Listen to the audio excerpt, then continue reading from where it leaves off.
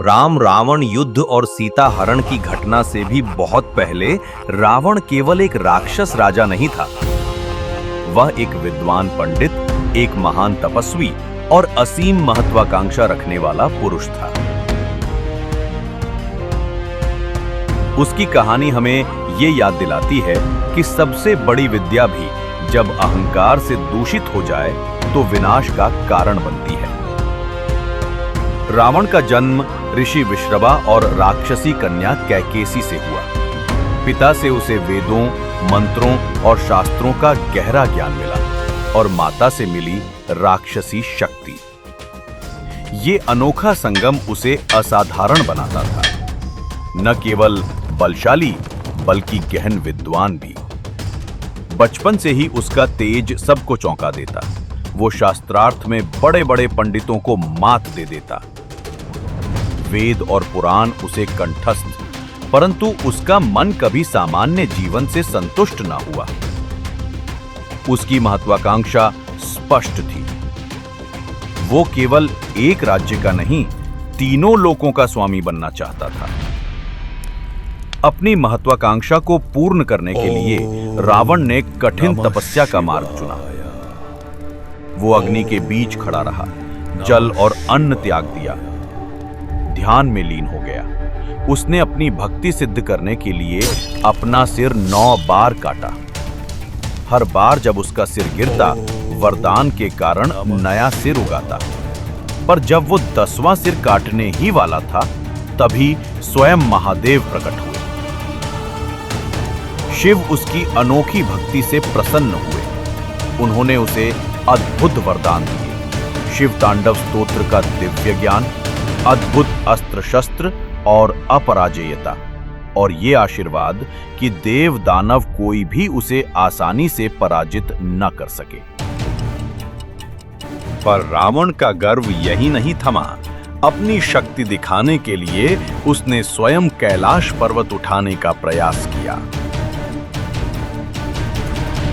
महादेव ने बस अपने अंगूठे से पर्वत दबाया और रावण उसके नीचे दब गया।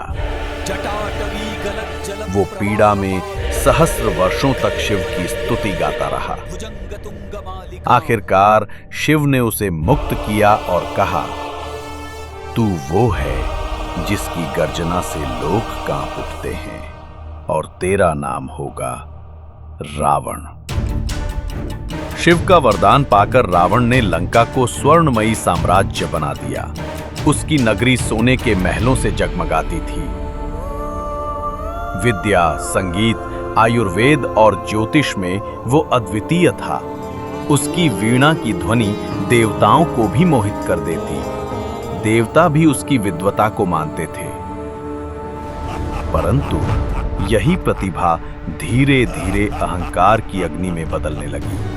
शिव का भक्त होकर भी रावण ने स्वयं को शिव के समान समझना शुरू कर दिया।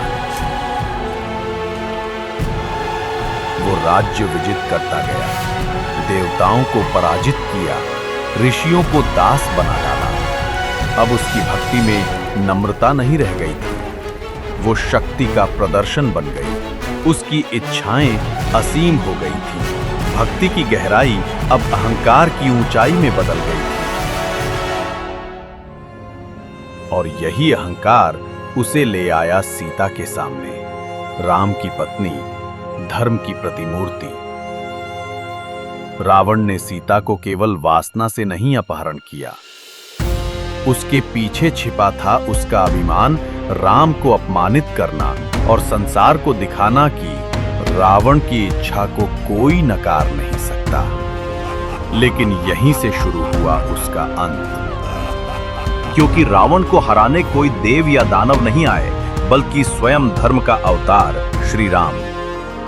रावण की तपस्या ने उसे शक्ति दी, उसकी भक्ति ने उसे ज्ञान दिया, पर अहंकार ने उसकी बुद्धि छीन ली। स्वर्ण नगरी का स्वामी, शिव का अनन्य भक्त, वेदों का ज्ञाता, पर वो पराजित शक्ति की कमी से नहीं हुआ, वो पराजित हुआ विनम्रता की कमी से।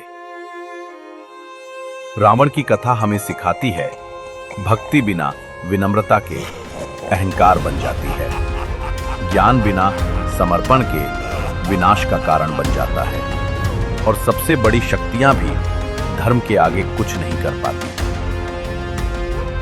आपको क्या लगता है, रावण नायक था या खलनायक? कमेंट करके बताइए।